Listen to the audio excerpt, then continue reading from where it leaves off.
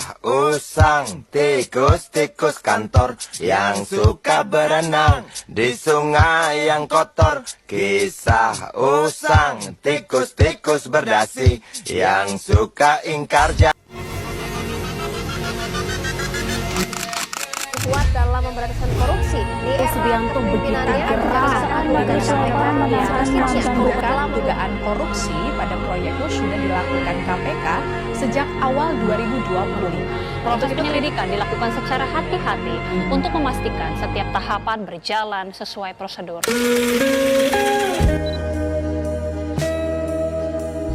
Assalamualaikum warahmatullahi wabarakatuh. Perkenalkan, nama saya Meris Kiarol Zabila Nanlohi dari jurusan Ekonomi Syariah, Fakultas Syariah dan Ekonomi Islam, Universitas Tomakaka Mamuju, dengan nomor induk mahasiswa 250-25070-2001. Tujuan saya membuat video ini untuk memenuhi tugas mata kuliah saya, yaitu pendidikan anti korupsi.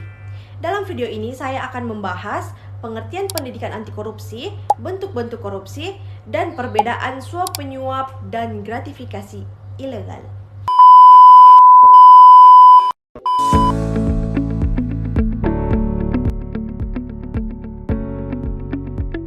Pendidikan anti korupsi adalah proses pembelajaran yang dirancang untuk menanamkan nilai, sikap, dan perilaku anti korupsi pada individu sejak dini, baik di lingkungan keluarga, sekolah, maupun masyarakat. Tujuan utamanya adalah membentuk pribadi yang jujur, bertanggung jawab, disiplin, serta memiliki integritas tinggi sehingga mampu menolak dan mencegah praktik korupsi dalam berbagai bentuk. Pendidikan ini tidak hanya mengajarkan definisi korupsi dan jenis-jenisnya, tetapi juga menanamkan nilai karakter. Contohnya seperti nilai kejujuran, kepedulian, tanggung jawab, kedisiplinan, kerja keras, kedisiplinan, kesederhanaan, dan keberanian mengambil sikap.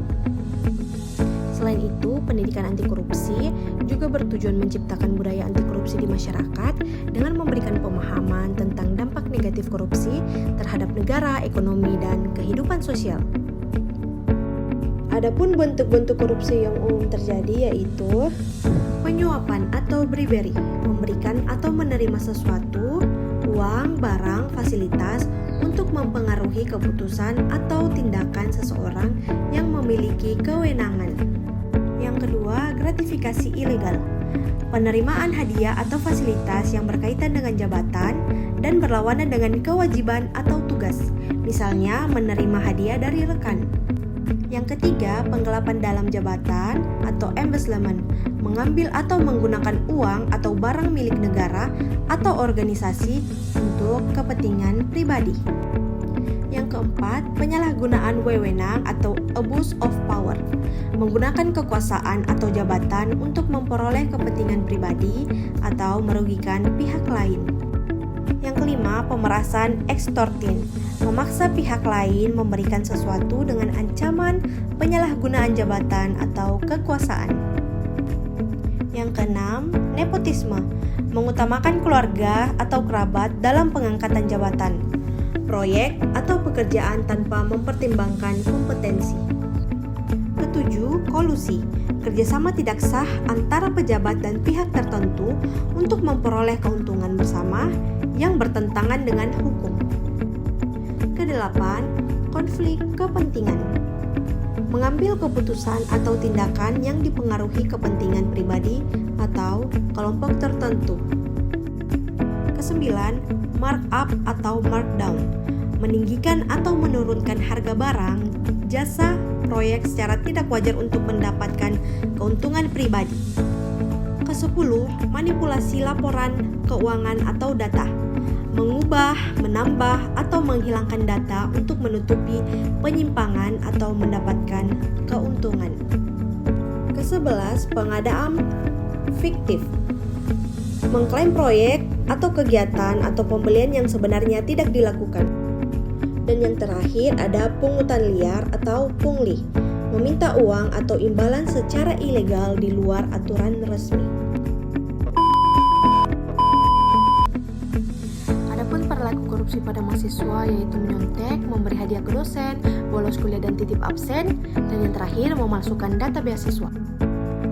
korupsi di lingkungan kampus yaitu pungutan liar atau pungli. Contohnya, dosen atau staf meminta uang terima kasih agar nilai mahasiswa dinaikkan, atau pungutan tambahan untuk administrasi yang tidak memiliki dasar aturan. Yang kedua, manipulasi nilai. Mahasiswa memberikan hadiah atau uang kepada dosen agar lulus mata kuliah. Dosen sengaja menaikkan nilai mahasiswa karena hubungan personal. Yang ketiga, penyalahgunaan fasilitas kampus. Menggunakan kendaraan atau ruang kampus untuk kepentingan pribadi tanpa izin. Memakai dana kegiatan kampus untuk kebutuhan pribadi. Yang keempat, penggelapan dana organisasi mahasiswa. Contohnya, pengurus organisasi menggunakan dana kegiatan untuk kepentingan pribadi. Dan laporan pertanggungjawaban atau LPJ dimanipulasi. Kelima, nepotisme dan kolusi. Contohnya, pemilihan ketua organisasi atau panitia berdasarkan kedekatan, bukan kemampuan. Yang kedua, mahasiswa tertentu diberi fasilitas lebih karena hubungan keluarga dengan dosen. Dan yang terakhir ada markup dalam kegiatan kampus. Contohnya, panitia acara kampus menaikkan harga sewa tempat atau konsumsi untuk keuntungan pribadi. Adapun contoh korupsi di tempat kerja yaitu penyalahgunaan jabatan. Atasan memberikan proyek penting kepada kerabat atau teman dekat tanpa seleksi. Menggunakan wewenang untuk memeras bawahan. Yang kedua ada penggelapan uang perusahaan. Contohnya, staf keuangan mengambil sebagian dana kas untuk kebutuhan pribadi dan manipulasi laporan keuangan untuk menutupi pengeluaran ilegal. Yang ketiga, suap dan gratifikasi. Contohnya, karyawan menerima hadiah dari vendor agar sebuah proyek disetujui. Dan supplier memberikan komisi di bawah meja agar dipilih dalam pengadaan barang. Yang keempat, penyalahgunaan fasilitas kantor. Contohnya, menggunakan mobil dinas untuk keperluan pribadi dan mengambil barang inventaris kantor, ATK, peralatan untuk dibawa pulang. Yang kelima, absensi dan manipulasi waktu kerja, yaitu titip absen dengan tanda tangan palsu atau scan absensi pegawai lain, atau mengubah data absensi di sistem. Adapun perbedaan suap menyuap dan gratifikasi ilegal.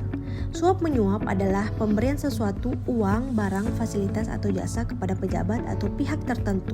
Ciri-ciri suap yaitu ada kesepakatan langsung antara pemberi dan penerima, dilakukan sebelum keputusan atau tindakan diambil.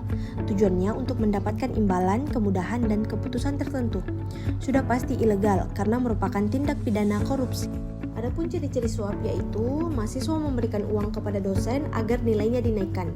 Yang kedua, kontraktor memberi uang kepada panitia proyek agar dimenangkan dalam tender. Adapun pengertian gratifikasi ilegal yaitu pemberian dalam arti luas seperti uang, barang, diskon, tiket, perjalanan, fasilitas, dan lain-lain yang diterima pejabat atau pegawai negeri tanpa harus ada permintaan sebelumnya. Adapun ciri-ciri gratifikasi ilegal. Yang pertama, tidak selalu ada kesepakatan. Yang kedua, bisa diterima setelah suatu keputusan atau tanpa hubungan langsung. Yang terakhir, tidak selalu ilegal, tetapi menjadi ilegal bila tidak dilaporkan. Adapun beberapa contoh gratifikasi ilegal, yaitu pejabat mendapat bingkisan mahal dari rekanan setelah proyek selesai. Yang kedua, pegawai dinas diberi voucher hotel oleh pihak swasta yang sedang mengurus izin.